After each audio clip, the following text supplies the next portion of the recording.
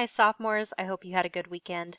For today's assignment, we're going to do something a little bit different. Last week and the week before, we've been working on rhetorical analysis, and I've taken you through all the steps in the process, and we did it really slow, and we took it step by step, and you did it in little pieces. Today, we're going to try to put all of it together, and I'm going to let you guys work on an assignment where you actually complete the rhetorical analysis process on your own, and we'll see how you do. I'm actually going to be filling in a lot of these blanks for you. I want to go over the assignment with you real quick, and then you can get out of the video and actually work on the assignment. The directions are to complete this assignment in order from top to bottom. Anywhere that I've highlighted in yellow, you need to provide some sort of response. You may leave your answers highlighted in yellow. That will actually help me as I grade. It'll make it easier for me to find. I want you to answer the pre-reading question first, then you're going to read the persuasive text that follows, and then finally you're going to answer the post-reading rhetorical analysis questions before you submit. So here you have the pre-reading question. You would type your answer here. Then you would read the article. Then you would look at the rhetorical situation, answer these questions.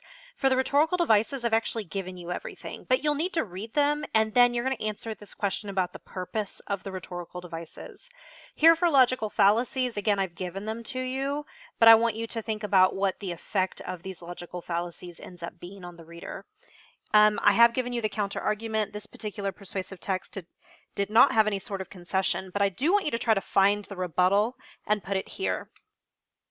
I want you to look at the print and graphic features. I've told you what to look at, the picture. Tell me what the effect of that picture is. And then this is your post-reading reflection where you defend or challenge the author's claim. Your answer will go here. Be sure for this one that you provide an answer, text evidence that you have embedded, cited, and punctuated correctly, and an explanation. So it's that three-part answer that we've been working on. So at this point, you may stop the video and get started on the actual assignment unless you want me to read it out loud to you. If you want to listen to this being read, if you stay on the video and I'll read it right now. So the title is Why Student Athletes Should Be Paid, and it's by Madison Martinez. Being a college student athlete is a full-time job, bouncing between the weight room, the court field, classes, and film sessions. College athletics are extracurricular activities, but the schedules of the National Collegiate Athletic Association's NCAA tournaments requires an extended period in which the student athletes must miss school.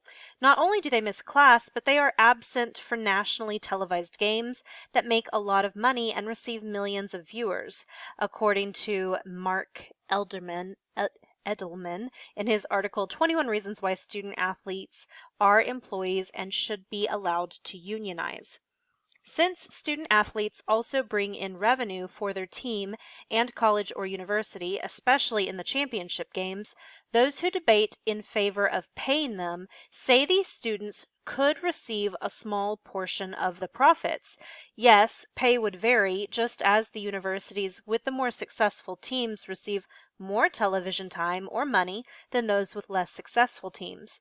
College football and men's basketball programs earn far more than any other athletic program, so these athletes would likely earn more as well.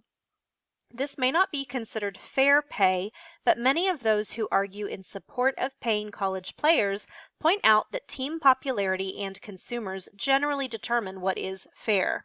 These sports also tend to support other less popular sports that do not bring in a lot of money on their own. Student athletes are the ones working hard out on the court and field. Coaches might have a big effect on a team, but it is up to the athletes to get it done. Coaches receive bonuses for breaking records, reaching the off-season, and winning big games. The athletes receive none of it, writes Tyson Harnett for the HuffPost. Most profits from college athletics do not go towards academics.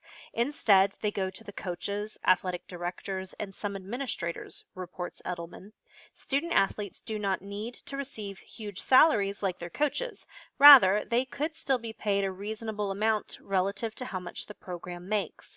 Scholarships often cover most of the student athletes' books and room expenses, but even a few $100s per year could compensate for the lack of time these students have to earn spending money at a regular part-time job, argues Harnett.